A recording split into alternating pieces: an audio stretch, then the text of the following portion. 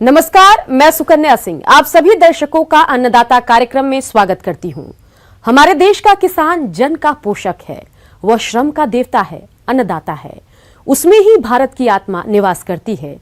ऐसे ही किसानों की प्रगति के लिए हम खेती बाड़ी से जुड़ी हुई बहुत सी नई लाभकारी जानकारियां हर रोज सुबह लेकर आते हैं। तो चलिए कार्यक्रम शुरू करने से पहले देखते हैं क्या है आज के अन्नदाता में। किसान भाइयों, आज ऐसी तकनीक विकसित हो गई है जिससे कम समय में हरा चारा उगाया जा सकता है और इस चारे को पशुओं को खिलाकर आप इनसे 15 से 20% तक ज्यादा दूध ले सकते हैं। इस तकनीक को हाइड्रोपोनिक्स कहते हैं।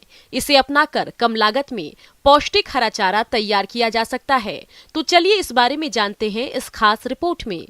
भारत दुनिया में सर्वाधिक दुग्ध उत्पादन करता है। ऐसे में पशुओं के लिए हरा चारे का प्रबंध करना काफी चुनौतीपूर्ण काम है, खासकर उन इलाकों में जहां पानी की उपलब्धता और मिट्टी का उपजाऊपन कम है। इन जगहों पर पशुपालन कर आजीविका चलाने वाले लोगों के सामने पशुओं के लिए हरे चारा उगाना काफी महंगा साबित हो रहा है।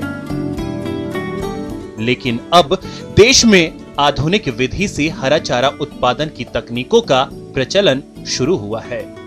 यह हमारे यहाँ कोई नई शुरुआत नहीं है। इसके लिए वैज्ञानिक पिछले कई वर्षों से सतत प्रयास कर रहे हैं। इस आधुनिक विधि का नाम हाइड्रोपोनिक विधि है।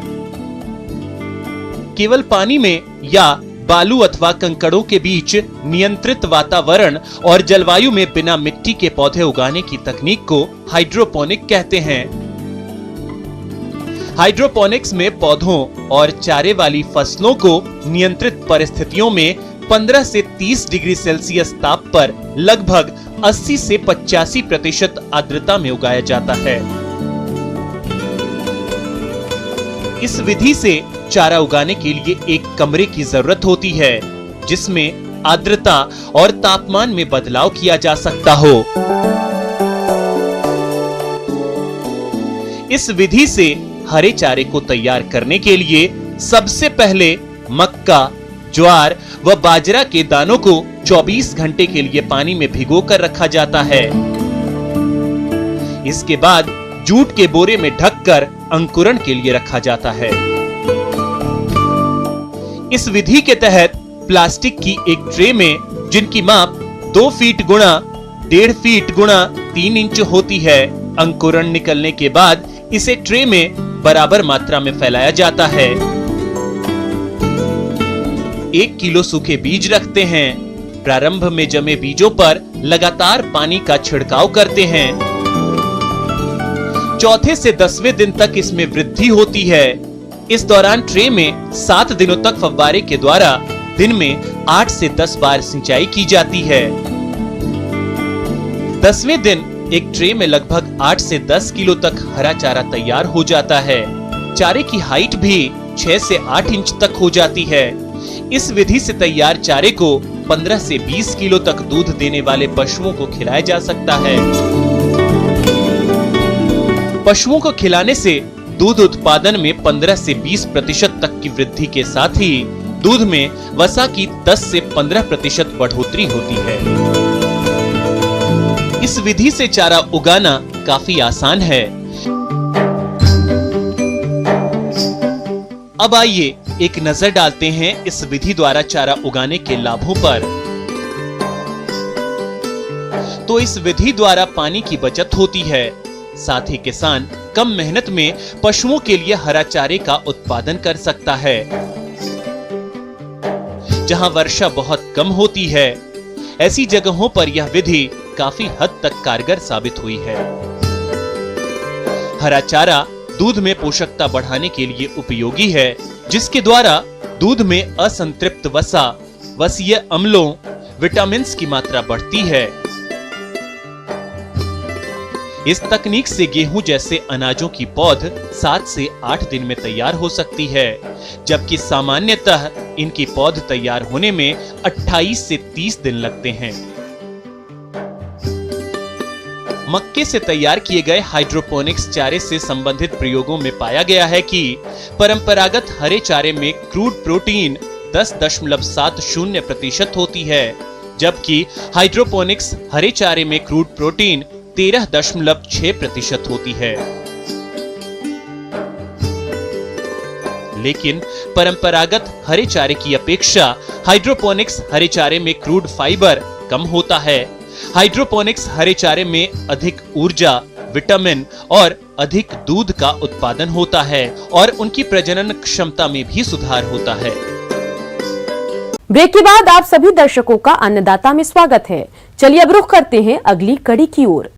हमारे प्रदेश के जिन किसान भाइयों ने मूंग की बुआई की है, उनकी फसल अभी बढ़वार की अवस्था पर है और इस समय फसल में रोगों का प्रकोप अधिक हो रहा है, जिसके कारण फसलें खराब हो रही है। तो आप इन रोगों की पहचान कर नियंत्रण किस तरह से करें, इसकी जानकारी दे रहे हैं डॉक्टर विजय कुमार यादव। हम दलहनी फसलों में देखते हैं तो मूंग जो है, मूंग की फसल की हम अगर बात करते हैं तो यह मुख्य दलहनी फसल है और इसके अगर हम उत्पादन की बात करते हैं तो हम लगाने के बाद इसका उत्पादन जो है कई विभिन्न कारणों से जो है कम हो सकता है। उसमें मुख्य रूप से इसमें रोग भी जो है वो बीच बीच में लगते रहते हैं। किसान भाइयों, मूंग की फसल को सबसे अधिक नुकसान पीला मोजेक रोग द्वारा पहुंचाया जाता है। तो आप इस रोग की पहचान कर नियंत्रण के लिए क्या करें, आइए जानते हैं। अब हम चूंकि किसान भाइयों चर्चा कर रहे हैं मूंग की, तो अगर हम खड़ी फसल में देखते हैं तो मुख्य रूप से आपको एक येलो मोज़ेक वायरस के द्वारा होने वाली बीमारी दिखती है, जिसको हम येलो मोज़ेक रोग भी कहते हैं। यह येलो मोज़ेक रोग जो है एक छोटी सफ़ेद मक्खी के द्वारा फैलता है। ये छोटी सफ़ेद मक्खी जो है इस रोग के वाहक के रूप में रहती है और विषाणु को एक पौधे से दूसरे पौधे पे फैलाती है। अब ये मक्खी जो है किस तरह से रोग को फैलाती है, तो ये रोगग्रस्त पौधों पे बैठ कर जब उसका रस चूसती है तो ये विषाणु जो है उस मक्खी के अंदर पहुंच जाते हैं और वहाँ से जब ये स्वस्थ पौधों में पहुंचती है तो ये विषाणु का संचरण कर देती है। शुरुआत की 3 पत्तियां हम देखते हैं, उन पत्तियों पे लक्षण हमको सर्वप्रथम दिखाई देते हैं और ये लक्षण जो है पीले धब्बे के रूप में होते हैं। ये पीला रोग जो है धीरे धीरे फैलता जाएगा और दूसरी पत्तियों पर भी फैल जाता है। पत्तियों के अगर ऊपर रोग आता है तो उसकी प्रकाश संश्लेषण की क्रिया कम हो जाती है, जिससे पौधों में भोजन बनाने की क्षमता गिरती जाती है। इसके अलावा अब जो उसमें लगने वाली फलियाँ हैं उनमें दानों की संख्या कम हो जाती है, लगने वाली पौधों में लगने वाली फलियों की संख्या कम हो जाती है, दानों का वजन कम हो जाएगा, उससे आपका उत्पादन जो है प्रभावित होता है। कई बार अगर पौधा अत्यधिक रोग ग्रसित हो चुका है तो ऐसे पौधों में फलियां भी नहीं लगती। हमको ये ध्यान रखना है कि अगर हमको ऐसे रोग हमारी खेतों पे दिखाई देते हैं तो उनके नियंत्रण हेतु जो है हमको सर्वप्रथम जो है ऐसी किस्मों का चयन करना है जो रोग के प्रति प्रतिरोधी हों। इसके अलावा हम जो बीज का इस्तेमाल करते हैं, बीजों को भी हमको अपने सर्वांगी कीटनाशी जैसे कि थायामेथोक्सैम 70 WS उसका 3 ग्राम प्रति किलो बीज की दर से उस बीज को उपचारित कर सकते हैं। इसके अलावा खड़ी फसल में अगर आपको ऐसे रोग दिखाई देते हैं तो थायामेथोक्सैम 100 ग्राम प्रति हेक्टेयर की दर से आप उसका छिड़काव कर सकते हैं, जिससे जो वाहक रोग को फैलाने वाला वाहक है उसका नियंत्रण किया जा सकता है। इसके अलावा मूंग की फसल में श्याम वर्ण रोग का प्रकोप भी देखने में आ रहा है, जिसके कारण मूंग की फसल खराब हो रही है। तो आप इस रोग का नियंत्रण कैसे करें, आइए जान लेते हैं। अब इसके अलावा किसान भाई एक रोग जो है मुख्य रूप से हम देखते हैं श्याम वर्ण रोग। श्याम वर्ण रोग में आप देखेंगे कि जो पौधे की पत्तियां हैं उसके ऊपर लाल भूरे कलर के धब्बे दिखाई देते हैं और ये धब्बे जो हैं कई बार आप देखेंगे कि जो पत्तियों की मुख्य शिराएं हैं या जो उसकी साइड में वेन्स हैं, जो उसकी दूसरी सिराएं हैं, मुख्य सिरा के साथ साथ जो लगी हुई सिराएं हैं उसके साथ साथ जो है ये रोग के धब्बे जो हैं फैलते जाते हैं और जब इसका प्रकोप ज़्यादा हो जाता है तो ये धब्बे आपस में जुड़ जाते हैं और पूरी पत्ती को रोग ग्रसित कर देते हैं। पत्तियां जो हैं धीरे धीरे सूख जाती हैं। तो हमको किसान भाइयों ये ध्यान रखना है कि अगर हमारे खेत में इस तरह के रोग दिखाई दे रहे हैं तो लगातार एक ही खेतों में दलहनी फसलों का हम उत्पादन ना लें। हम जब भी बीज की बुआई करें उसको थायरम प्लस कार्बेंडाजिम ये दवाई आती है जिसका 2:1 में हम बीज को उपचारित करके ही बोएं। साथ साथ हम अगर खड़ी फसल में देखते हैं तो खड़ी फसल में भी आप कार्बेंडाजिम 1.5 ग्राम प्रति लीटर पानी की दर से या आप मैनकोजेब नामक दवाई आती है जिसको कि 2.5 ग्राम प्रति लीटर पानी की दर से भी आप छिड़काव करके रोग का प्रबंधन कर सकते हैं और इस तरह से आपके रोगजनक का नियंत्रण में सहायता करेगा। तो धन्यवाद किसान भाइयों, आज की चर्चा में बस इतना। कटहल को सब्जी और फल में प्रयोग किया जाता है। जो किसान कटहल की बागवानी करते हैं उनके लिए बाग में किए जाने वाले कार्यों की तकनीकी जानकारी जरूरी है, तभी उन्हें बाग से अधिक फलत मिलेगी। तो इस समय कटहल के बाग में कौन कौन से जरूरी कार्य करने हैं, आइए जानते हैं। बाग प्रबंधन करने के लिए जो है वर्षा ऋतु के बाद हमें बागों की अच्छी जुताई करनी चाहिए। जो बाग में खरपतवार हो रही है उसको निराकरण करना चाहिए और साथ ही पेड़ों के प्रत्येक थाले पे पेड़ों की सफाई करनी चाहिए, थाले की सफाई करनी चाहिए और साथ में पेड़ों की कटाई छटाई भी करनी चाहिए। कटाई छटाई करना बहुत ही ज़्यादा आवश्यक है क्योंकि इससे पेड़ों को मजबूती मिलती है और साथ में आने वाली जो फलत है, अगले साल जो आने वाली फलत है उसको फलों की गुणवत्ता अच्छी होती है और अधिक उपज प्राप्त होती है। पेड़ों की कटाई छटाई करने के लिए हमें सबसे पहले जो इसमें पानी वाले प्ररोह होते हैं जो कि तने से एकदम सीधे निकलते हैं, इन प्ररोहों को निकाल देना चाहिए। जो रोगग्रस्त टूटी हुई डालियां हैं इनको निकाल देना चाहिए। जो आड़ी तिरछी डालियां होती हैं इनको हटा देना चाहिए। इससे पेड़ों की हमारी अच्छी सदाई हो जाती है। और साथ ही में हमें पता है कि जो कटहल में फल लगते हैं वो इन्हीं प्ररोहों पर लगते हैं जो कि इसी मौसम में निकले हुए होते हैं। तो इनको अक्टूबर माह में सबसे इम्पॉर्टेंट जो सबसे महत्वपूर्ण क्रिया है इसमें कटहल की, अगले साल हमें फल देने के लिए इसमें हमें ये करना है कि अक्टूबर माह में ये जो हमारे ये कल्ले निकल रहे हैं इन कल्लों को हमें 1 इंच तने से 1 इंच छोड़कर इसको काट देना चाहिए। इससे क्या होगा कि अगले फिर आने वाले समय में 2-3 महीने में इसमें नए कल्ले निकलेंगे और इसी में फूल और फल लगेंगे, तो जिससे कि अधिक उपज प्राप्त होगी। ये देखिए ये सारे कल्लों को, निकलने वाले नए कल्लों को 1 इंच छोड़कर, तने से 1 इंच छोड़कर हमें काट देना है। अब साथ ही मैं आपको बताऊं कि पोषण तत्व प्रबंधन हमें कटहल में कैसा करना चाहिए। इसके उपयोग के लिए जो प्रथम वर्ष में जब हम पहले साल पेड़ लगाएंगे तो उसमें प्रथम वर्ष में 10 किलो अच्छी गोबर की सड़ी खाद, उसके साथ 250 ग्राम अमोनियम सल्फेट जो नाइट्रोजन का स्रोत होता है, 250 ग्राम अमोनियम सल्फेट, 200 ग्राम सिंगल सुपर फॉस्फेट जो फास्फोरस का स्रोत है और 100 ग्राम म्यूरेट ऑफ पोटाश जो पोटेशियम का स्रोत है। इसका प्रयोग प्रति वर्ष करना चाहिए। किसान भाइयों, नाइट्रोजन तत्व की पूर्ति के लिए अमोनियम सल्फेट या यूरिया का प्रयोग कर सकते हैं और फास्फोरस तत्व की पूर्ति के लिए एसएसपी या DAP उर्वरक का प्रयोग कर सकते हैं।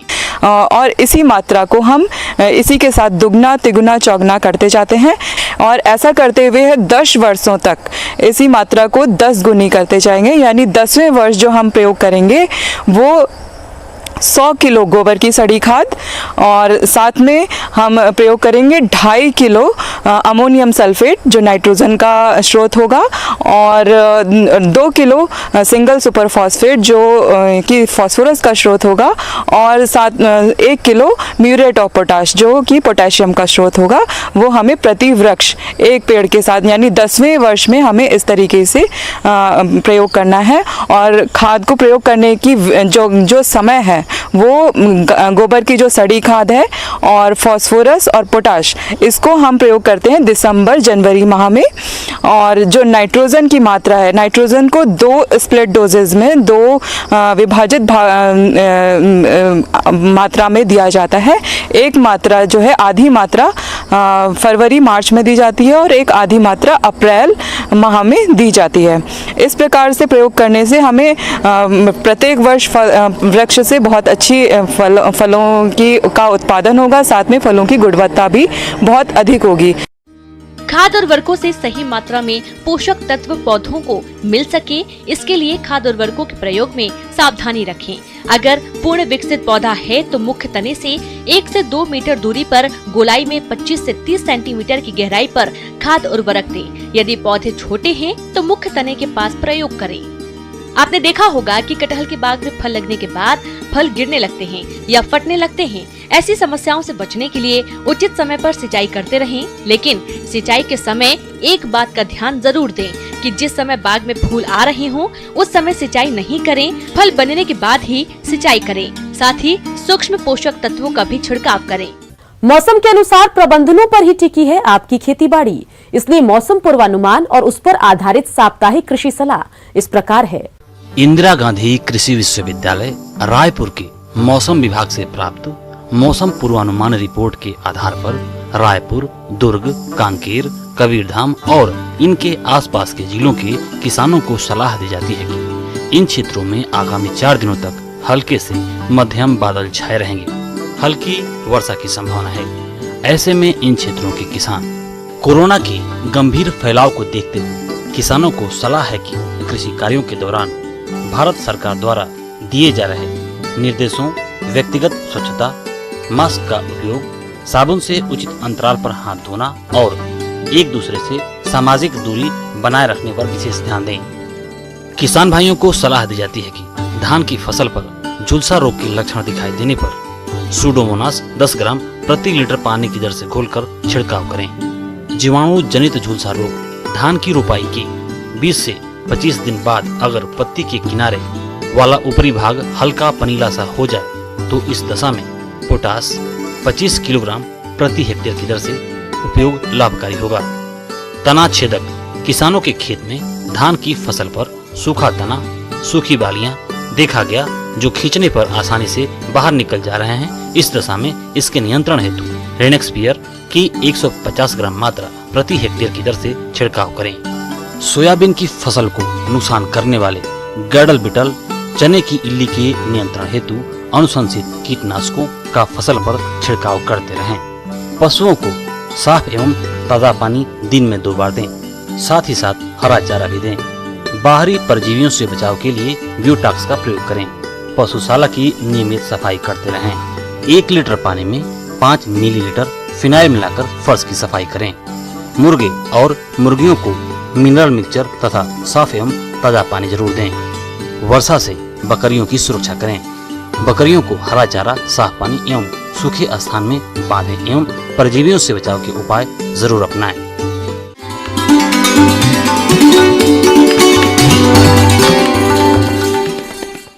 अन्नदाता हेल्पलाइन निशुल्क फोन संपर्क सेवा के माध्यम से आपके द्वारा पूछे गए प्रश्नों में से 1 या 2 महत्वपूर्ण प्रश्न को हम अपने कार्यक्रम में शामिल करते हैं।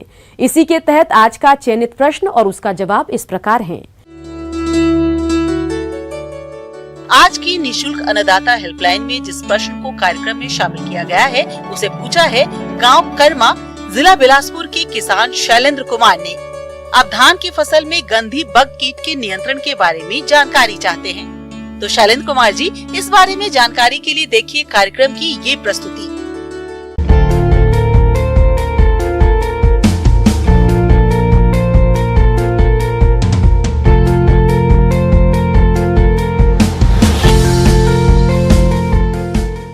धान की अधिकतर फसलें इस समय कल्ले और गोभ की अवस्थाओं पर हैं, लेकिन जिन किसानों ने कम अवधि वाली किस्मों की खेती पहले की है, उनकी फसल में बालियां निकलनी शुरू हो गई हैं।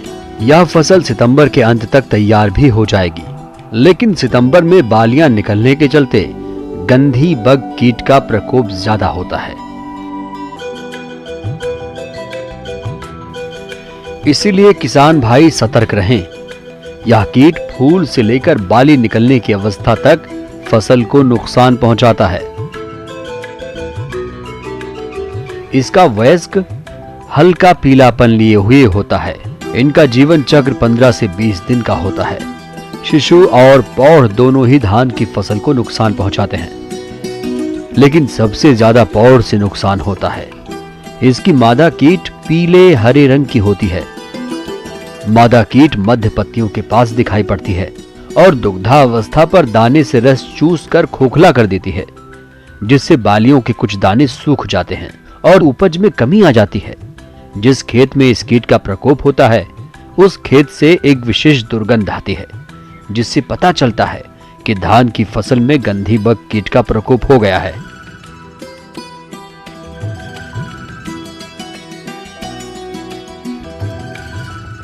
किसान भाइयों, आइए इसके नियंत्रण के बारे में जानते हैं।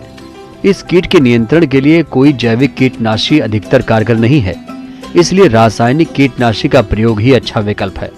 कीटनाशक के रूप में आप मिथाइल पैराथियान धूल की 25 किलोग्राम मात्रा का प्रति हेक्टेयर की दर से भुरकाव करें।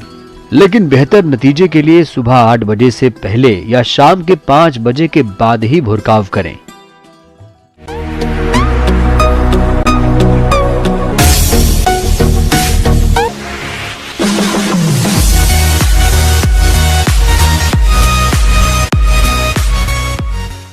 आइए अब एक नजर डालते हैं राज्य के कुछ चुनी हुई मंडियों के प्रमुख फसलों के बाजार भाव पर।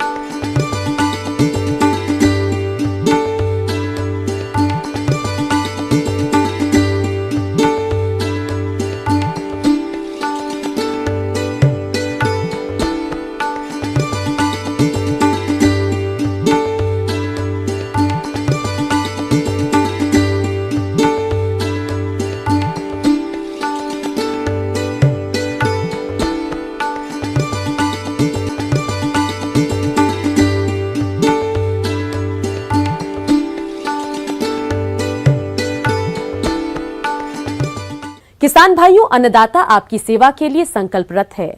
कृषि संबंधित समस्या और सुझावों के लिए आप हमें इस पते पर संपर्क कर सकते हैं। प्रोड्यूसर अन्नदाता, news 18 Madhya Pradesh Chhattisgarh, Ramoji film city Hyderabad 501512। साथ ही आप हमें ईमेल भी कर सकते हैं। हमारा ईमेल है p18annadatamp@nw18.com। इसके अतिरिक्त आप हमें निशुल्क हेल्पलाइन नंबर 18004192-155 पर सोमवार से शनिवार सुबह 10 से शाम 4 बजे के बीच संपर्क कर सकते हैं। किसान भाइयों, अब समय हो रहा है आपसे विदा लेने का, तो हमारी अन्नदाता टीम को दीजिए इजाजत। कल फिर आपसे मुलाकात होगी कृषि संबंधित कुछ और महत्वपूर्ण जानकारियों के साथ। नमस्कार।